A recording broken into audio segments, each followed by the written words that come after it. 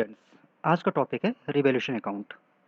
तो revaluation account की debit side में हम रिकॉर्ड करते हैं वो आइटम्स जो फर्म के लिए एक तरह से लॉस क्रिएट करती है, और क्रेडिट साइड में वो आइटम्स को रिकॉर्ड करते हैं जो फर्म के लिए एक तरह से इनकम के नेचर की होती है या फर्म को प्रॉफिट होता है। तो नंबर 1 में हम देखते हैं decrease in the value of assets. यदि एसेट्स की वैल्यू हमारी क्या होती है, डिक्रीज होती है, तो फर्म को क्या हो रहा है, एक तरह से लॉस हो रहा है, इसलिए इसको हम रिकॉर्ड कर लेते हैं डेबिट साइड में। उसी तरह नंबर 2 पे आता है increase in the value of liabilities. यदि फर्म की लाइबिलिटीज की वैल्यू इंक्रीज कर रही है तो फर्म को अगेन क्या है, एक तरह से अगेन लॉस हो रहा है। पहले लायबिलिटी हमें पे करनी थी 10,000, अब पे करनी पड़ेगी 20,000, मीन ज़्यादा पे करना पड़ेगा। तो वो भी हमारे लिए क्या है, increase in the value of liability. Means firm के लिए लॉस है तो लॉस को हम क्या करते हैं, डेबिट कर लेते हैं।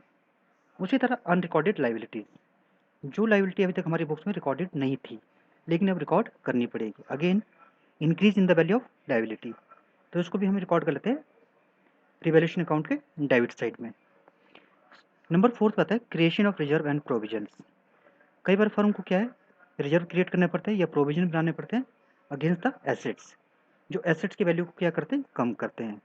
तो उसके लिए भी क्या है, हम रिजर्व क्रिएट करते हैं या प्रोविजन बना लेते हैं। अब आते हैं क्रेडिट साइड पे। क्रेडिट साइड में जैसा आपको पहले बताया था, वो आइटम्स जो फर्म को बेनिफिट देती है या फर्म के लिए फर्म की वैल्यू में इंक्रीज लाती है। तो जैसे नंबर बनाते हैं increase in the value of assets.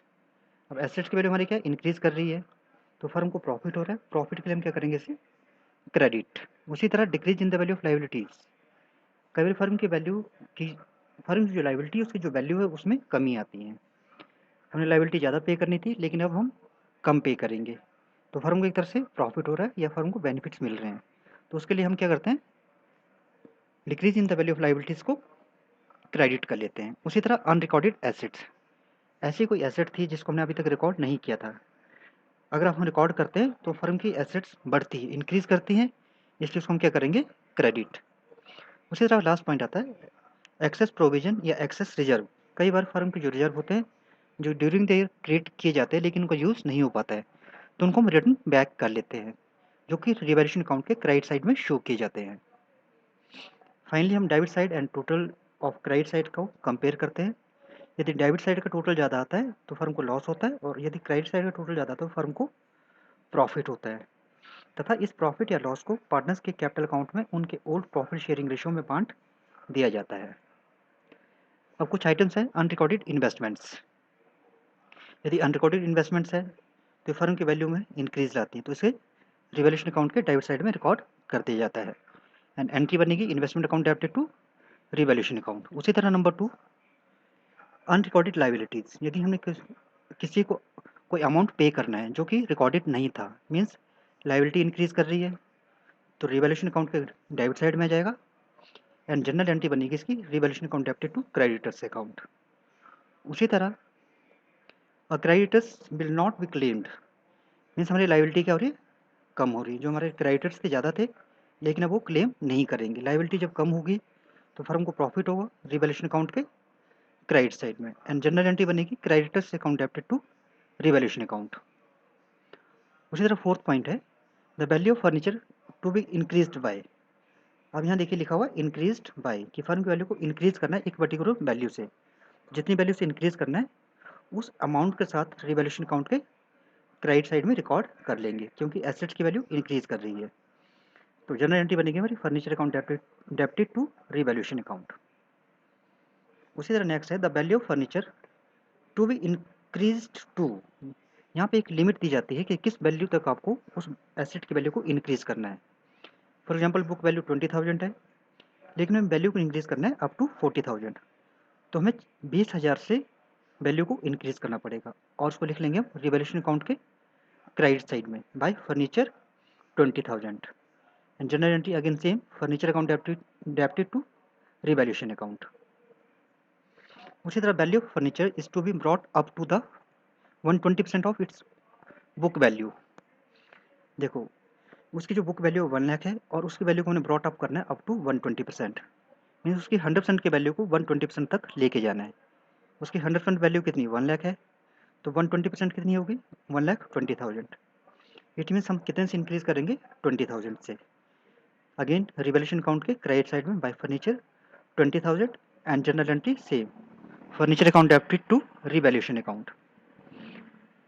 The value of furniture is to be decreased by, देखो यहाँ पे अमाउंट ऑफ डिक्रीज कि कितना अमाउंट से हमने उसको डिक्रीज करना है उसको लिख लेते हैं।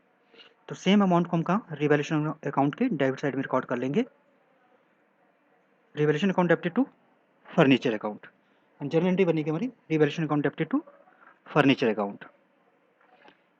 The value of furniture is to be decreased to, यहाँ पे अगेन एक लिमिट फिक्स की जाती है कि किस लिमिट तक हमने उसको डिक्रीज करना है या कम करना है।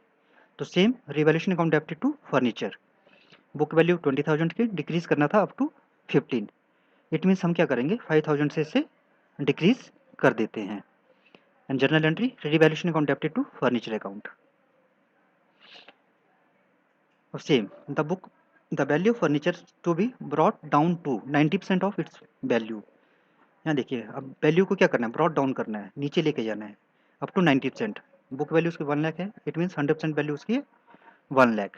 तो 90% ऑफ द वैल्यू कितनी होगी 90,000, तो कम कितने से करना है 10,000 से। तो अगेन रिवैल्यूएशन अकाउंट के डेबिट साइड में टू फर्नीचर 10,000, तो journal entry revaluation account debited to furniture account. उसका नेक्स्ट पॉइंट हमारा stock is over valued by 10%, book value है 22,000, ओवर वैल्यू का मतलब है कि वैल्यू ज़्यादा लगाई गई है, उसकी एक्चुअल वैल्यू कम थी, वैल्यू ज़्यादा लगाई गई है, हमें वैल्यू को क्या करना है कम करना है, कम लेके आना है। Over value at 10% means now showing at 110%, कि जो वैल्यू शो की जा रही है वो 110% पे शो की जा रही है। तो मैं अगेन क्या करना है इसे 100% पे वापस लेके आना है। तो इसके लिए हम क्या करेंगे, तो 22,000 divided by 110 into 100 that is 20,000, means book value 22 है और इसकी 100% वैल्यू है 20,000। तो 2000 से इस वैल्यू को कम करना है, तो 2000 से रिवैल्यूएशन अकाउंट को हम डेबिट कर देंगे एंड जनरल एंट्री पास करेंगे revaluation account debited to stock account. उसी तरह नेक्स्ट है stock is under valued by 10%, यहाँ पे बुक वैल्यू से वैल्यू कम लगाई जाती है, मीन्स यहाँ पे हमें वैल्यू को इंक्रीज करना होता है। जैसे इस क्वेश्चन में दिया हुआ है स्टॉक 18,000 है और under valued by 10%, it means क्या है अभी शो हो रहा है ये 90% पे, तो 90% पे शो हो रहा है, तो इसे 100% शो करने के लिए अगेन 18,000 डिवाइड बाई 90 इंटू 100, इसकी ओरिजिनल जो वैल्यू होनी चाहिए थी वो तो होनी चाहिए थी 20,000, जबकि शो कर रहा है 18,000, इट मीन्स इसे हमें 2,000 से इंक्रीज करना है। जब एसेट्स की वैल्यू को इंक्रीज करना है तो उसको क्रेडिट साइड में लिखते हैं by stock. And journal entry हमारी सेम बनेगी furniture account debited to stock account debited to revaluation account. यहाँ पे स्टॉक होगा अगेन सिंपल है, furniture is depreciated by 10%, simple है ना। आप लोगों को पता है कि जब भी किसी एसेट को डेप्रिशिएट किया जाता है तो उसको हम लिखते हैं रिवैल्यूएशन अकाउंट के डेबिट साइड में। उसी तरह एप्रिशिएशन क्रेडिट साइड में। उसी तरह create 5% provision on debtors, simple है, जब भी प्रोविजन क्रिएट किया जाता है तो रिवैल्यूएशन अकाउंट के डेबिट साइड में। तो प्यारे बच्चों ये कुछ आइटम्स थी, तो इनको आप देख लीजिएगा और कोई डाउट हो तो मुझे संपर्क कीजिएगा। धन्यवाद।